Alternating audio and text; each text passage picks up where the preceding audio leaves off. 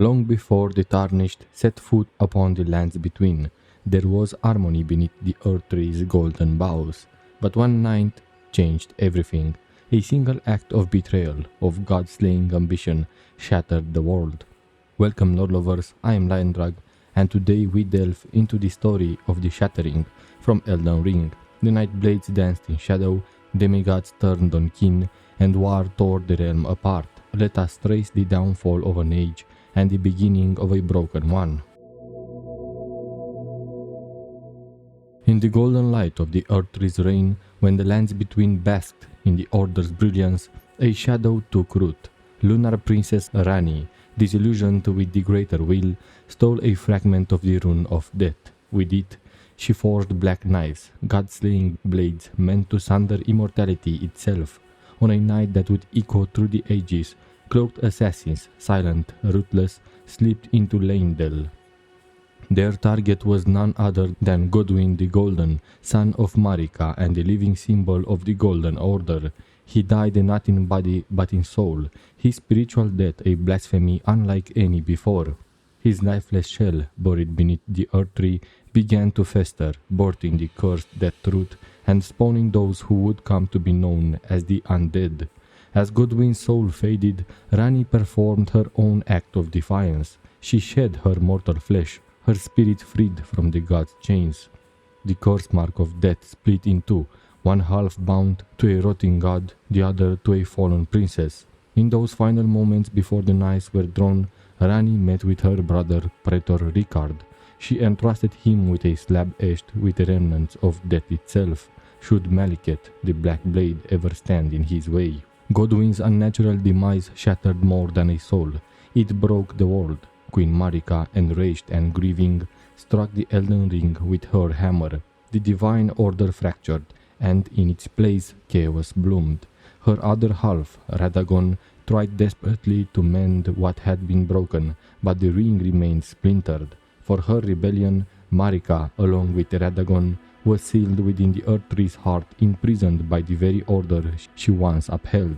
And so came the Shattering, war among gods, demigods and mortals alike. The great runes, fragments of the Elden Ring, were claimed by Marika's scattered children, each consumed by the power they held.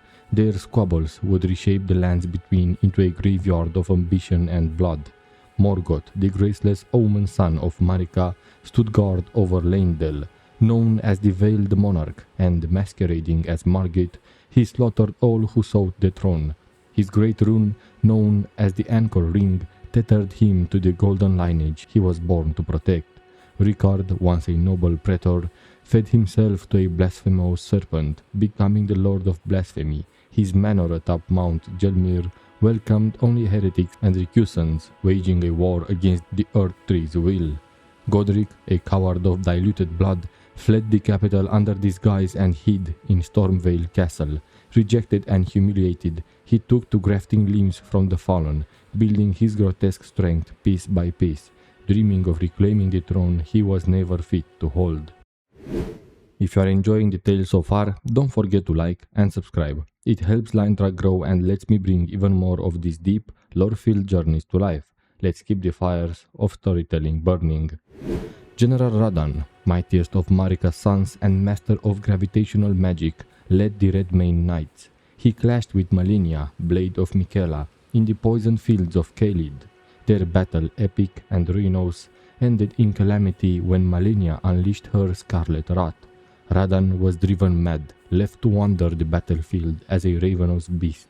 Malenia, comatose, was rescued by her loyal knight and taken back to her brother's Erdtree. Elsewhere, Mog, Lord of Blood, plotted in silence. In the depths of the earth, he stole away the slumbering Miquella from his Erdtree cocoon, hoping to awaken him as a god and claim him as consort. But Miquella remained silent, unyielding in his divine sleep. Ranni, the puppet master of the night's betrayal, discarded her great rune. She vanished from the world's affairs, a spectral presence watching as her plans unfolded. The Shattering was not a single war but a storm of sieges and betrayals.